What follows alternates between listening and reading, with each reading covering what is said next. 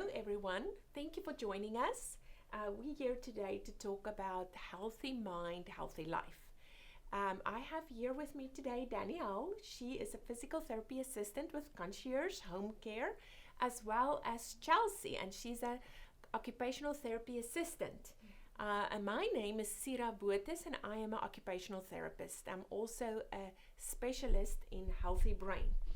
So what we want to talk today about is how do we structure our day and our routine, since this has changed for all of us. How do we structure that in a way in which we can still support our brain health? And when we talk about brain health, we're thinking about the organ.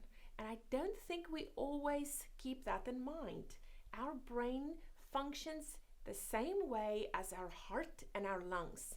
I think we're very well aware of having a healthy heart diet or a healthy heart exercise program, and we all are very well aware of how to keep our lungs healthy.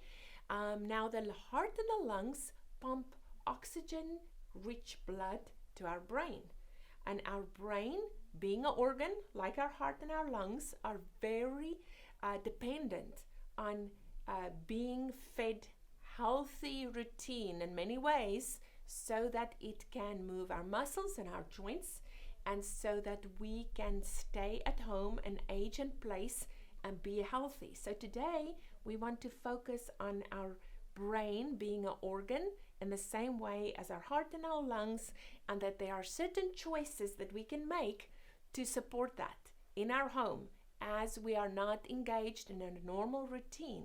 And so we are just here to support you, and we are here to tell you that you can stay healthy and happy even though things looks a little bit differently than it usually do.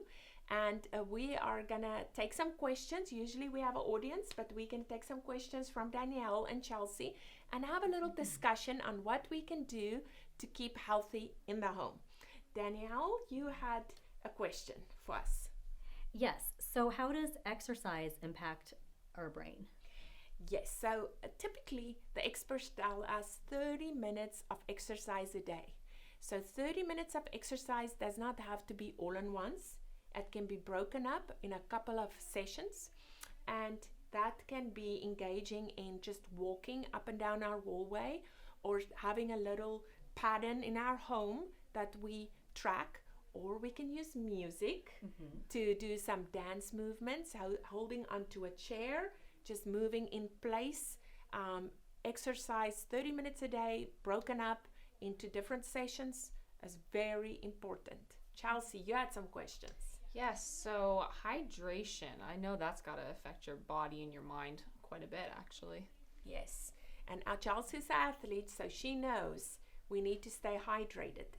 If we're not hydrated, we get dehydrated, we can have dizziness, we can have confusion, and we will be at the increase for falls. So we need to remember to drink enough water, 6 to 8 cups a day from the time we get up till we go to bed.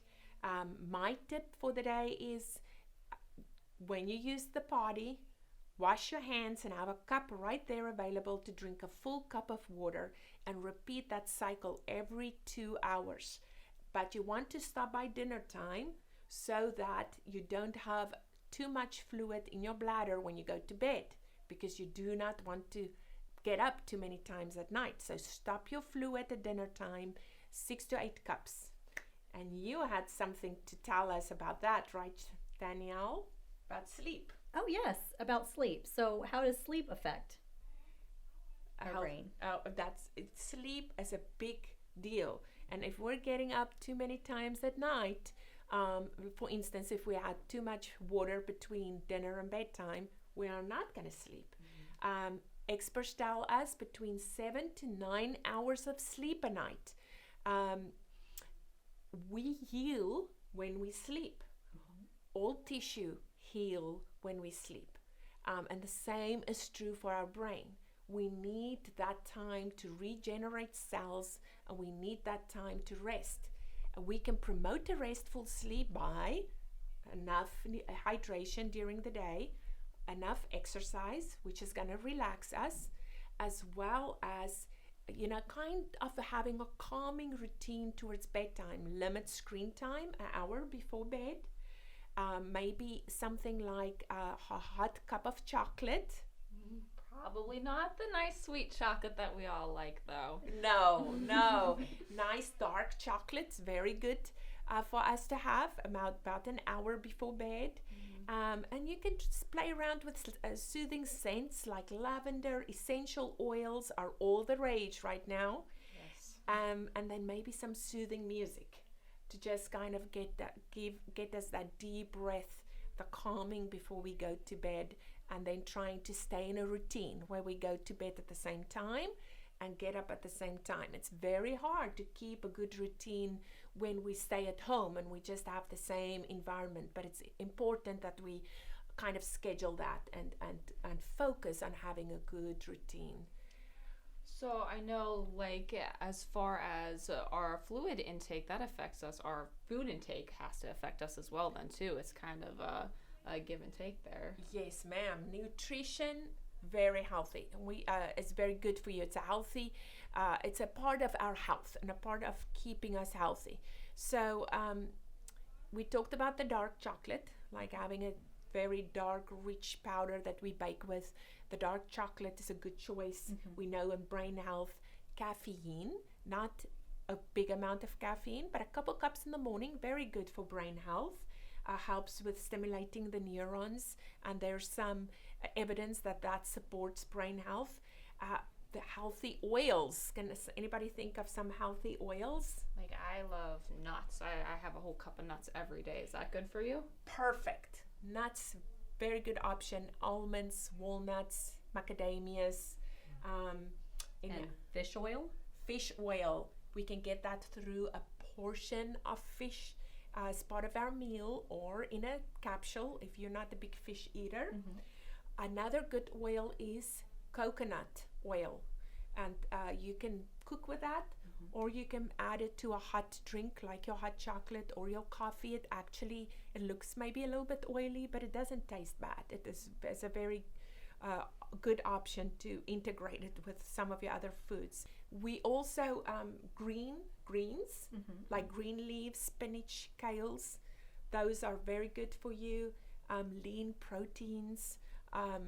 What type of fruits are good for you? What fuels your brain for fruits? Berries. Berries are an excellent source of antioxidants, vitamins. Fresh berries, but even frozen berries, if fresh berries are out of season, makes a great smoothie.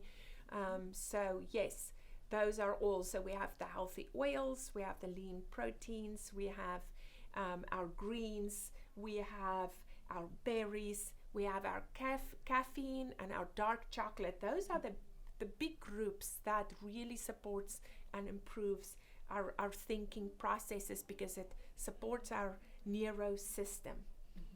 Wow, that's all very helpful, Sira. Thank you. Thank you so much. I'm so glad you guys joined me today, and we love all of you. We are thinking of you, praying for you, and we will see you in person when all of this is done and over. And we say goodbye to you. Bye-bye. Bye.